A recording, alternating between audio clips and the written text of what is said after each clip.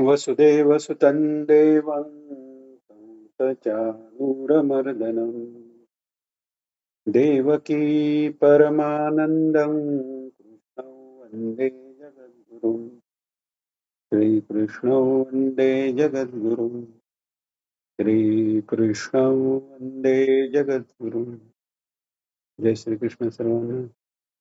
मूकं करोति वाचालं पङ्गुं लङ्घयते गिरिं यत्कृपातमहं वन्दे परमानन्दमाधवम्.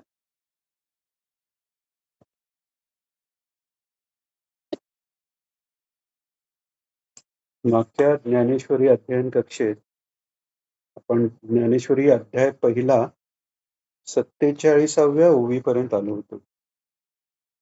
त्याच्यात आपण हे पाहिलं की जे भारतात म्हणजे महाभारतात जे आहे तेच सगळीकडे आहे आणि जे महाभारतात नाही ते कुठेही नाही, जगात कुठेही नाही.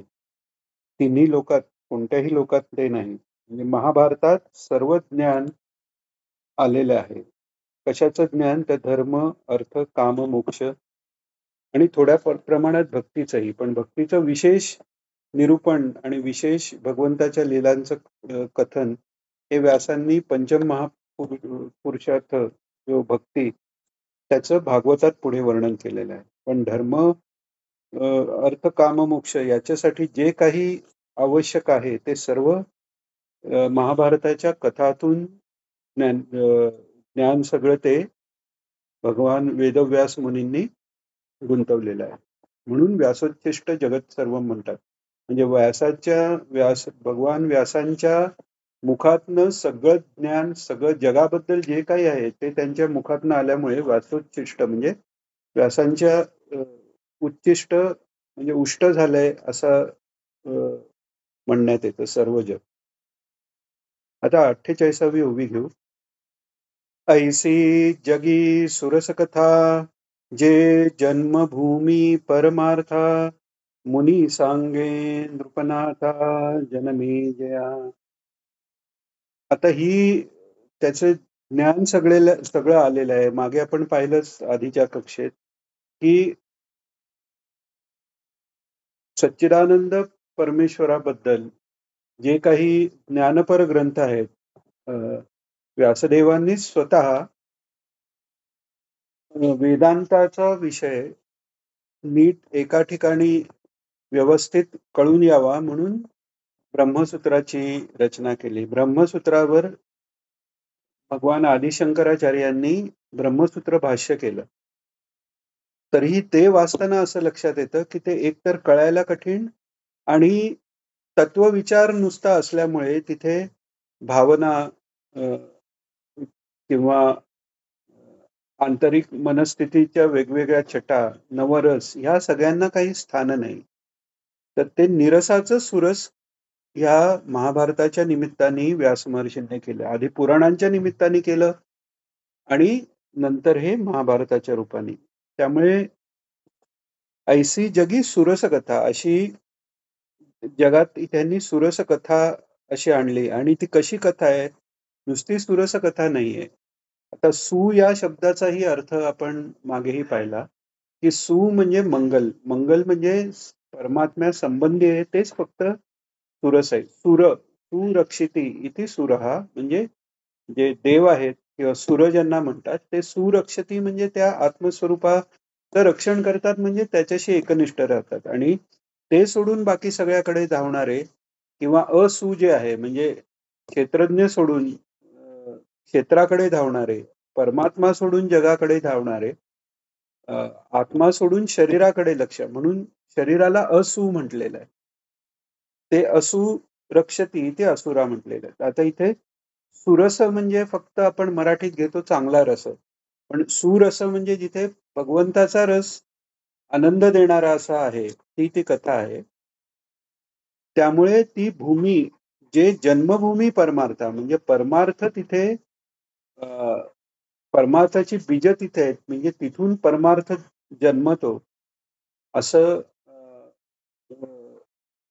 ते महाभारताचं महत्व आहे ज्ञानेश्वर माऊली सांगतात. आत्ताचा तो विषय नाही तरीही एक असं सांगावसं वाटतं, की जनमानसात एक प्रचलित अशी हे आहे, की अ, महाभारत घरात ठेवू नये. महाभारत घरात ठेवल्याने अ, भावाभावात किंवा घरात कलह होतात वगैरे. तर ही चुकीची समजूत आहे.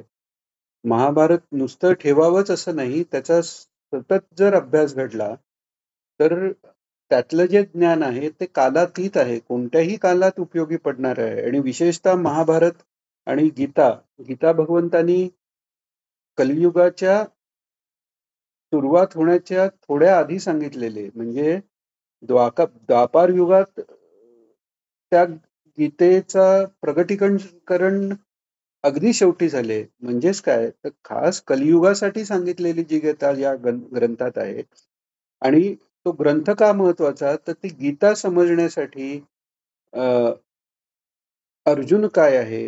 धृतराष्ट्र काय आहे? संजय कसे आहेत? भगवान वेदव्यासांची भूमिका काय आहे? त्याच्यानंतर दुर्योधन कसा आहे? कर्ण कसा आहे? त्याच्यानंतर सगळेच जे भीष्माचार्य, द्रोण यांच्या काय भूमिका आहेत?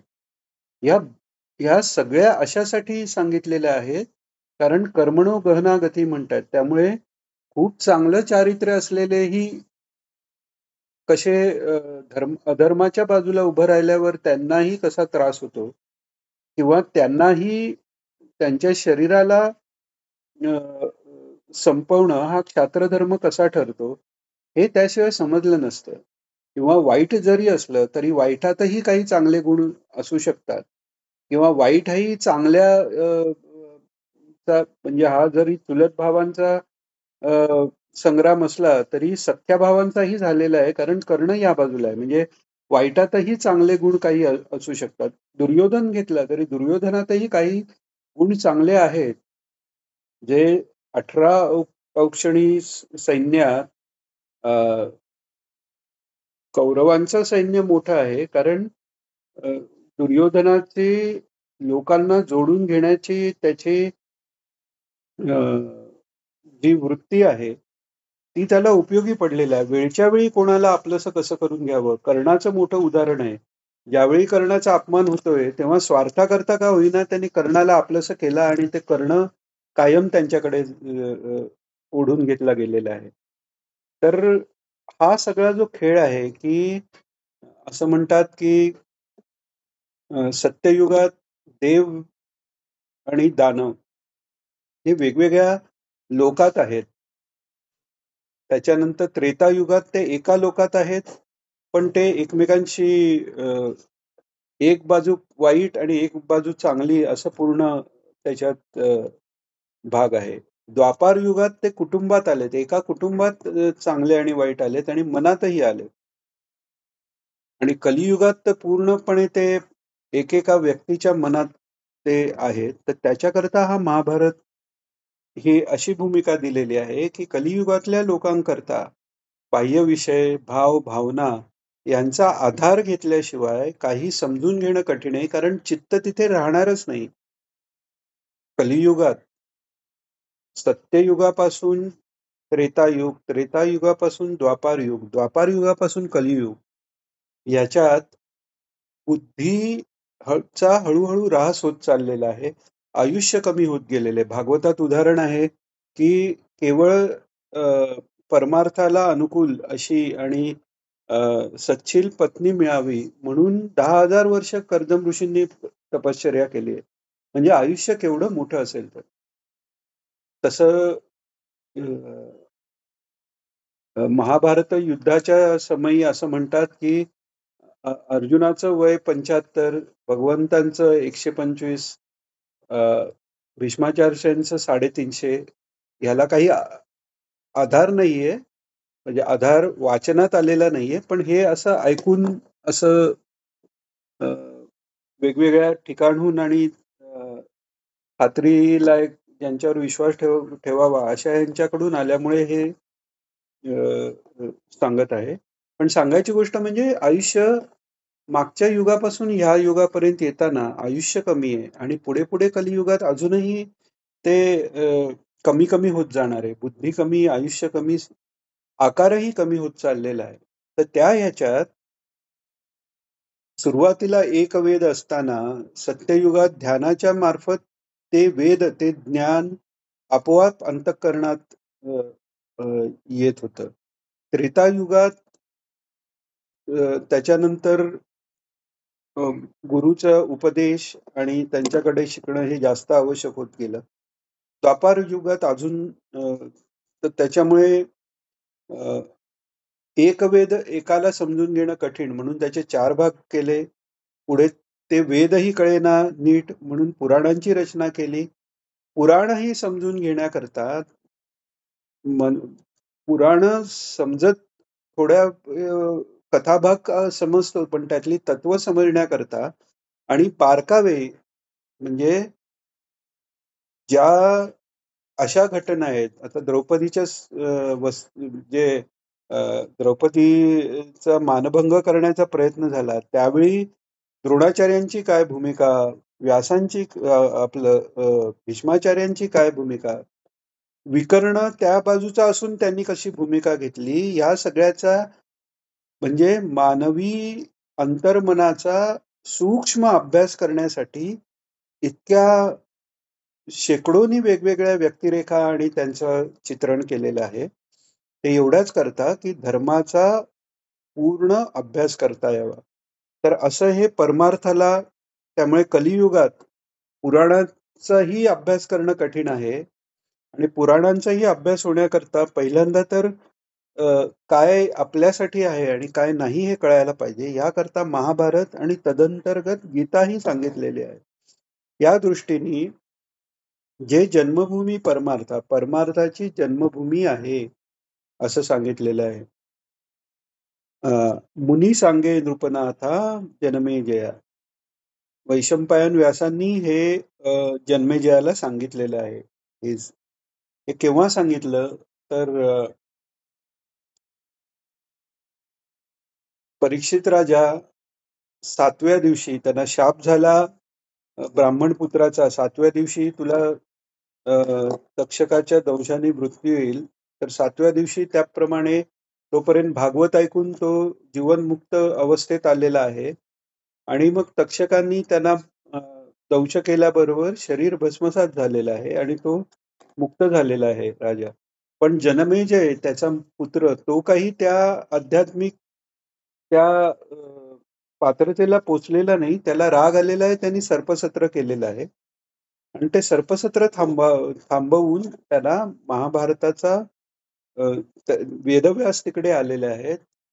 सर्पसत्र त्यांच्या विनंतीने आज्ञेने थांबल्यानंतर जन्मेजय राजा त्यांना आपल्या पूर्वजांबद्दल विचारतो. तेव्हा व्यास त्यांना कृष्णद्वैपायन वैशंपायन व्यास हे त्यांना सगळी ती महाभारत कथा त्यांना ऐकवतात. तर ही कशी कथा आहे म्हणतायत?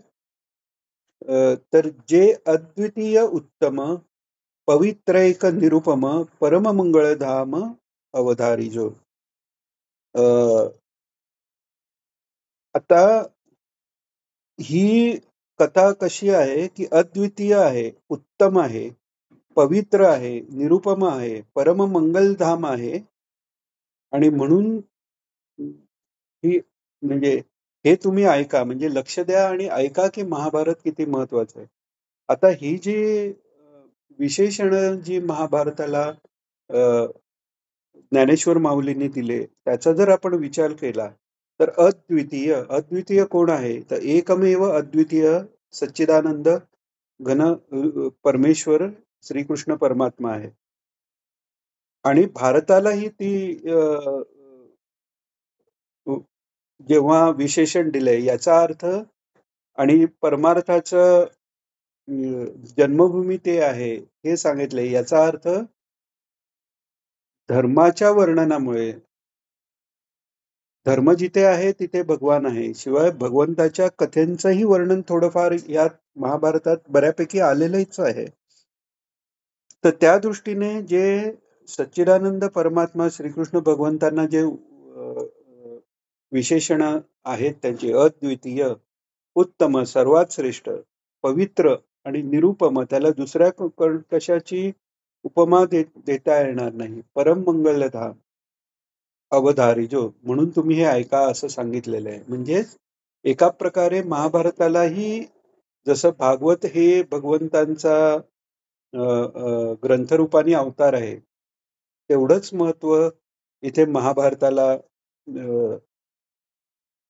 ज्ञानेश्वर माऊलींनी दिलेलं आहे. कारण महाभारत पूर्ण समजल्याशिवाय धर्म, अर्थ, काम, मोक्ष हे समजून घेतल्याशिवाय पंचम पुरुषार्थ जी भक्ती ती साधणं कठीण आहे. तर अशी ही पवित्र असं हे महाभारत आहे. आणि आता ऐका म्हणता, अवधारी जो म्हणजे ऐका. म्हणजे आता ते महाभारताबद्दल सांगून झालं. आता एवढं महाभारताबद्दल का सांगितलं? तर त्याचं कारण आता पुढे येतंय 50व्या ओवीत. आता भारत कमळ पराग गीताख्य प्रसंग जो संवादला श्रीरंग अर्जुनेसी. अ, एखादी गोष्ट आता समजा आपल्याला भगवान शंकरांचं वर्णन करायचं असेल, तर आपण वर्णन करताना पहिल्यांदा म्हणजे देव जे आहेत, ते देव कसे श्रेष्ठ आहेत, देवांच्या किती शक्ती आहेत, त्यांनी जगाची राहाटी हे 12 आदित्य जे आहेत आणि त्यांचे बाकी देवता, उपदेवता आहेत, यांच्याद्वारे कसं चालवलं जातं.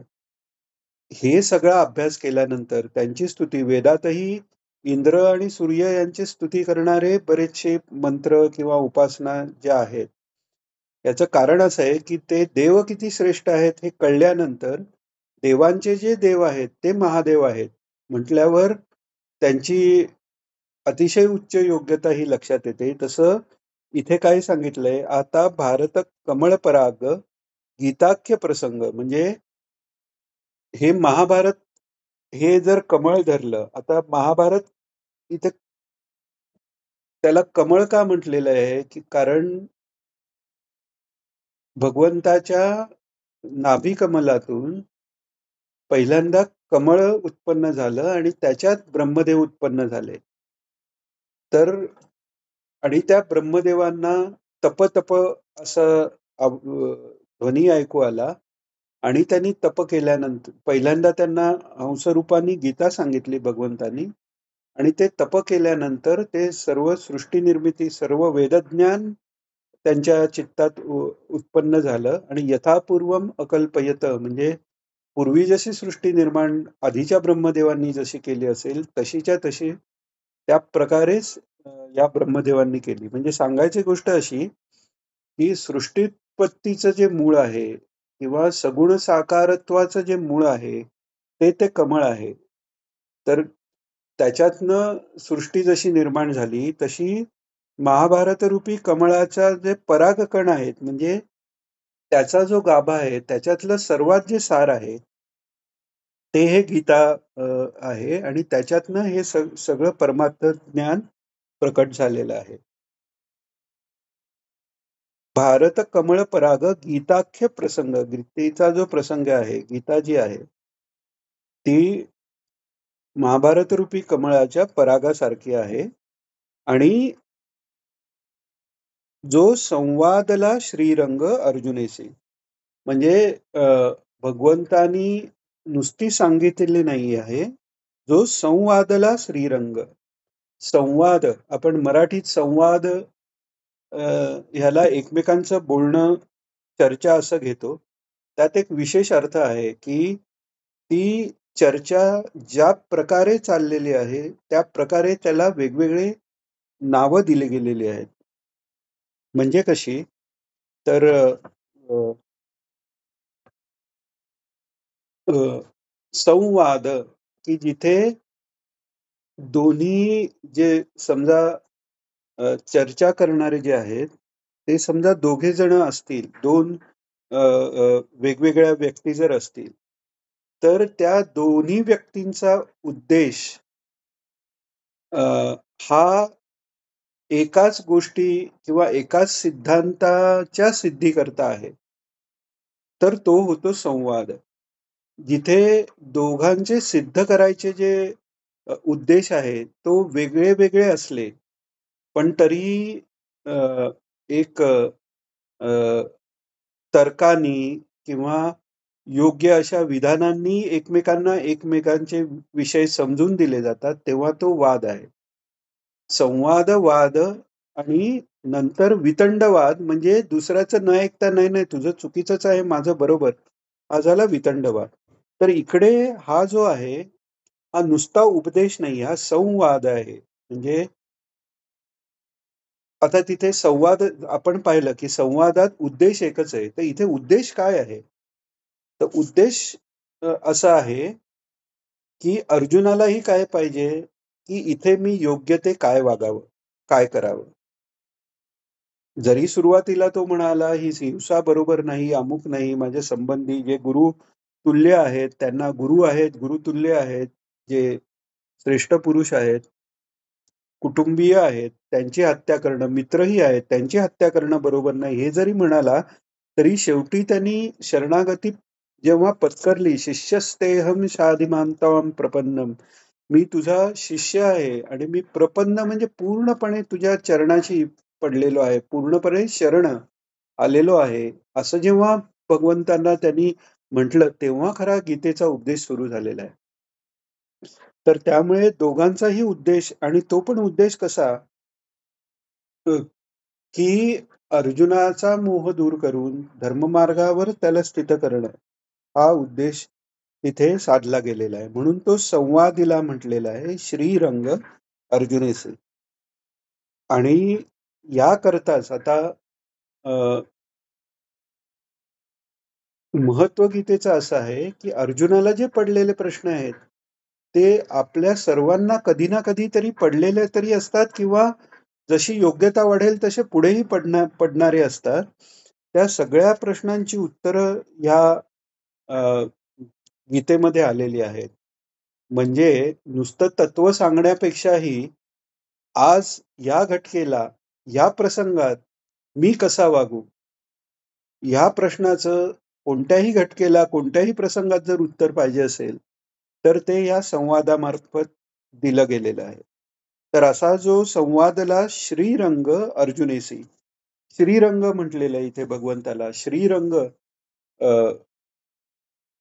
हा जो रंग आहे भगवंताचा आपण भजनही एक ऐकलंय. "अपनेही रंग में रंग दे चुनरिया, श्याम प्रिया मोरी रंग दे चुनरिया." मीराबाईंचं भजन आहे.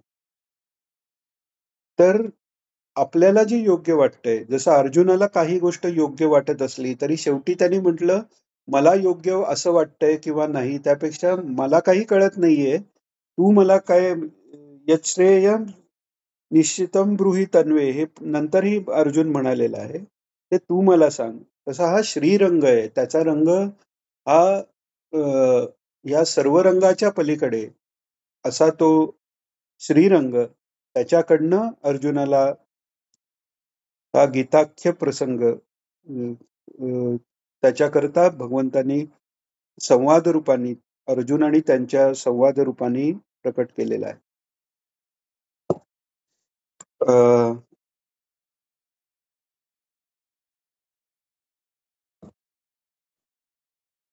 अ, अजून एक ह्याच्यात कमलाचं जे उदाहरण अ, महाभारताला दिलेलं आहे. कमलाच्या जशा पाकळ्या, तशा महाभारताला वेगवेगळे पैलू, वेगवेगळ्या पाकळ्या, वेगवेगळी कथानकं, वेगवेगळ्या व्यक्तिरेखाच्या दृष्टीने वेगवेगळ्या पाकळ्या याच्यात लपवून काय ठेवलेलं आहे, प्रकट काय त्याच्यातनं नंतर होणार आहे किंवा झालेलं आहे, तर ते पराक्कण म्हणजे गीतारूप ज्ञान हेही आपल्याला यातनं कळून येतं.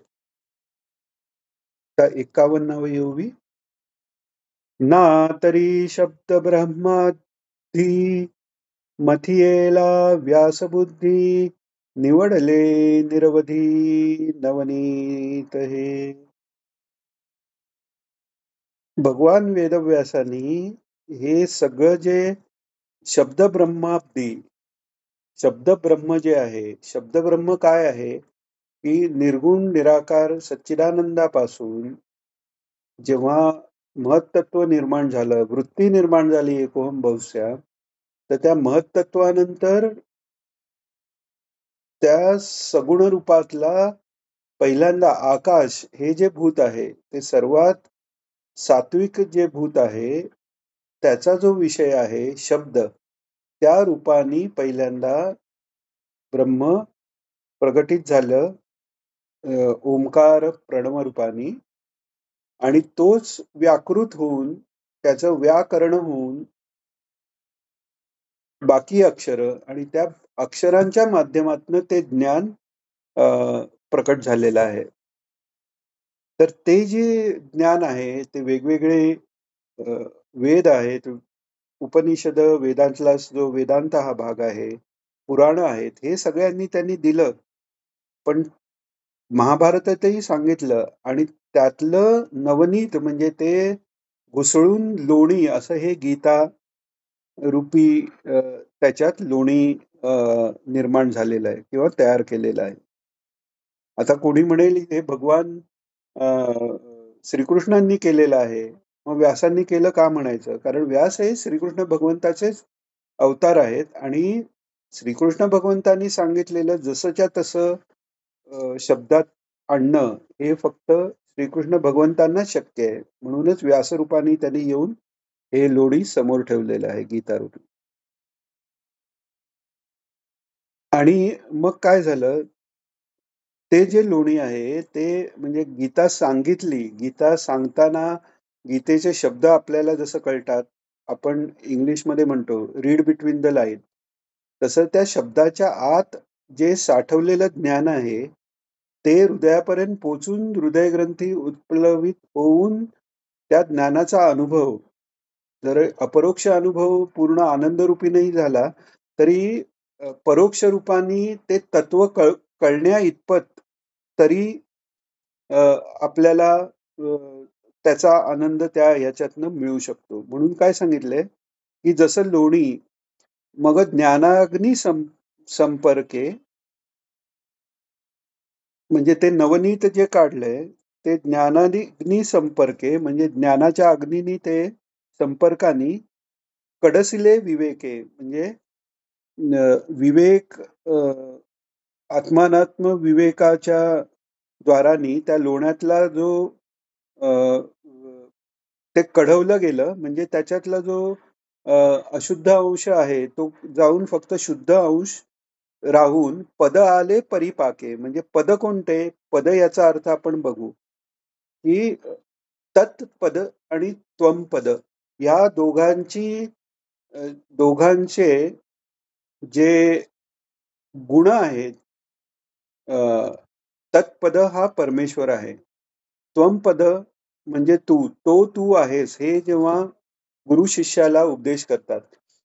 चारही वेदांची वेगवेगळी ब्रह्मवाक्य आहेत. ती सगळी ब्रह्मवाक्य हेच निर्देश करतात. सर्व खल्विदम ब्रह्म किंवा आपण अहम ब्रह्मास्मी हे जरी घेतलं, तरी मी ब्रह्म आहे. त्याच्यात मी हे एक पद झालं, ब्रह्म एक पद झालं. तत् आणि त्वम. ते तत्पद आणि त्वमपद. तर पद आले परिपाके म्हणजे अशुद्धपणा पदाचा त्या तत्पद किंवा त्वमपदीचा अशुद्धपणा बाजू जाऊन त्याचं सार राहिलं म्हणजे काय झालं सच्चिदानंद स्वरूप. आत्मानात्म विचार करताना परमेश्वराचं सर्वव्यापित्व, सर्वज्ञत्व अ, हे बाजूला ठेवलं. जीवात्म्याचं अल्पज्ञत्व, अल्पशक्तिमत्व हे सगळं जर बाजूला ठेवलं, कारण ह्या उपाधी आहेत. त्या उपाधी बाजूला ठेवल्यावर राहतं ते सच्चिदानंद स्वरूप. त्या दृष्टीने तत् आणि त्वम पदाची ऐक्यता आहे.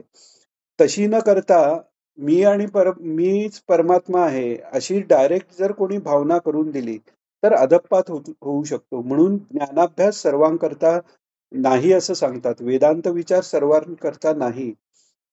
विद्यारण्य स्वामींनी केलेल्या का हंसराज स्वामींनी केलेल्या एका ग्रंथात अ, बहुतेक विद्यारण्य स्वामींनी केलेल्या लघुवाक्यवृत्ती किंवा हंसराज स्वामींच्या अ, विचारसागर रहस्य या दोपैकी एकाच्या प्रस्तावनेत त्यांनी सांगितलंय की हा ग्रंथ वाचू नका. तर दत्त महाराज सांगतात त्यांच्या प्रवचनात, हा वाचू नका म्हणजे कसं काय? म्हणजे मग लिहिला कशाला? तर साधन चतुष्टय संपत्ती असल्याशिवाय हे वाचला, तर बुद्धिभेद होऊ शकतो. आणि महाभारताचं महत्व असं आहे, की गीता ही समजून घ्यायला ठराविक एका पातळीवरचं अभ्यास आवश्यक आहे.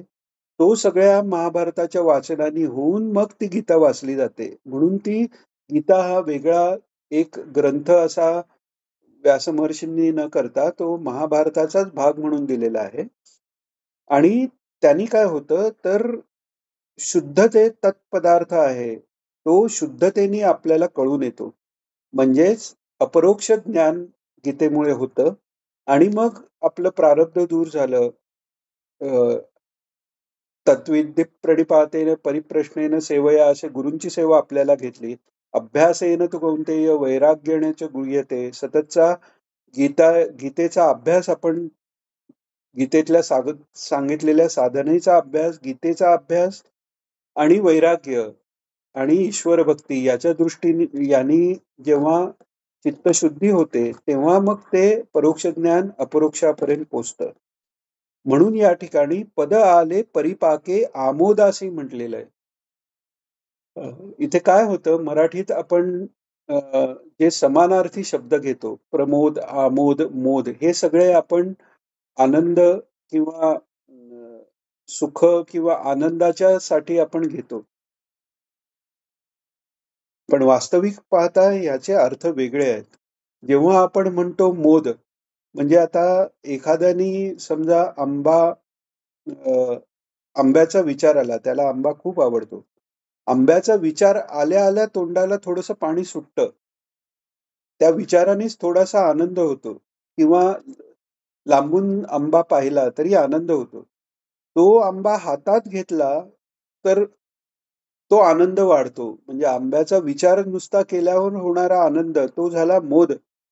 हातात आंबा आला म्हणजे आमोद आणि तो खाल्ला म्हणजे प्रमोद.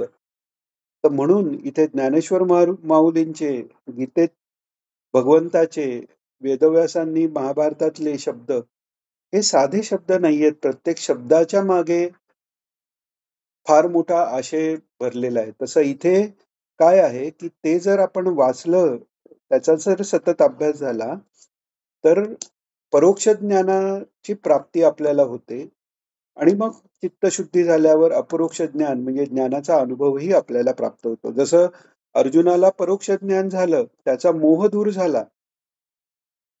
पण ते ज्ञानाचा अनुभव जो आहे, तो श्रीकृष्ण निर्याणानंतर ती निर्याणाची बातमी त्याला जेव्हा कळली, अत्यंत दुःख झालेलं आहे. त्या दुःखामुळे उरलेलं सगळं पाप निघून गेलं. श्रीकृष्णांचं स्मरण अतिशय झालेलं आहे. त्यांनी पुण्यही सगळं उरलेलं निघून गेलं आणि तो ब्रह्मानंद श्री तिकडे प्रकट झालेला आहे आणि नुसतीच मुक्ती नाही, पराभक्तीपर्यंत अर्जुन तिथल्या तिथे पोहोचलेला आहे. तर इकडे काय होतंय, इकडे पहिल्यांदा परोक्ष ज्ञान होणार आहे आणि पुढे ते अपरोक्ष ज्ञान होईल. तर हा झाला 52वा श्लोक. 52वी ओवी, आता 53वी ओवी. जे अपेक्षी जे विरक्ती सदा अनुभव जे संती सोहम भावे पारंगती रमिजे जेथ. तिन्ही श्लोक एकत्र वाचू आपण. 3 ओव्या सॉरी. 53, 54, 55. जे अपेक्ष जे विरक्ती सदा अनुभव जे संती सोहम भावे पारंगती रमिजे जेथ. जे आकर्णी जे भक्ती जे आदिवंद्य त्रिजगती ते भीष्म पर्वी सांगती सांगिजेल. जे भगवद्गीता म्हणजे जे ब्रह्मेशानी प्रशंसिजे जे सनकादिकी सेविजे आदरेसे. मला वाटतं हा थोडा विषय मोठा होईल. तर याकरता आपण हा उद्याच्या सत्रात घेऊ. आत्ता अर्धवट तो सुरू करून मध्येच त्याचा रस थांबवून अ, अ, पुढे नेण्यापेक्षा सलग एकत्र घेऊ. फक्त इथे आता आपण एकच पाहू, की 52च्या अर्थात आपण जे बघितलं, की जो आमोद प्राप्त झालाय, तो पुढे अभ्यास आणि वैराग्याने तो प्रमदापर्यंत म्हणजे सोहम भावात पारंगत होण्यापर्यंत जाणार आहे. सना अनुभवी जे संती म्हणून म्हटलेलं आहे. तर या 53व्यात तो विषय आलेलाच आहे. तो आपण पुढच्या वेळी पाहू. आज आता इथेच थांबू. प्रार्थना घेऊन. योगेशं सच्चिदानन्दं वासुदेवं व्रजप्रियं धर्मसंस्थापकं वीरं कृष्णं वन्दे जगद्गुरुं श्रीकृष्णं वन्दे जगद्गुरुं श्रीकृष्णं वन्दे जगद्गुरुं जय श्रीकृष्ण सर्वांना.